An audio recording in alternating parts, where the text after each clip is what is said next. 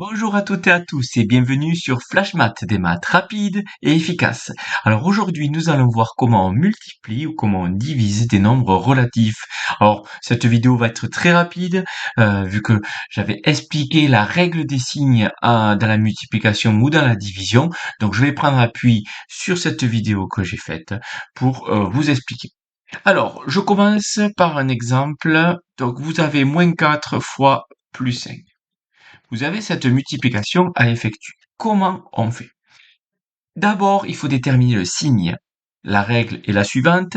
Si les deux facteurs ont le même signe, le signe du résultat sera positif.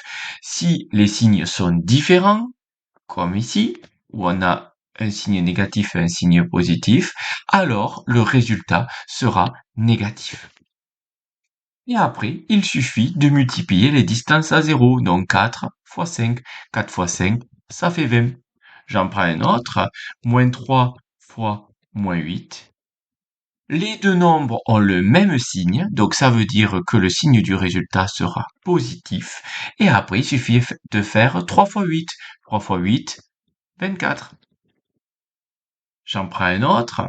Donc là, on va faire moins 2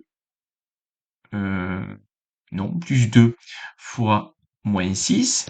Donc tous les deux sont de signes différents. Donc je prends euh, donc je prends, pardon, les deux nombres sont de signes différents. Donc ça veut dire que le résultat sera négatif. Et après, il suffit de faire 2 fois 6. 2 fois 6, 12. Donc, j'ai bloqué à un moment donné parce que j'anticipais ce que j'allais vous dire. Attention à ne pas confondre la règle des signes dans une addition ou soustraction. Où justement, on dit que dans une addition, on prend le signe de celui qui a la plus grande distance à zéro, si bien sûr on a des signes différents, ou on prend le même signe si ils ont si on prend le signe commun, pardon, si tous les deux ont le même signe. Or là, c'est faux. Vous voyez que là, on a des signes communs et pourtant le résultat n'est pas négatif.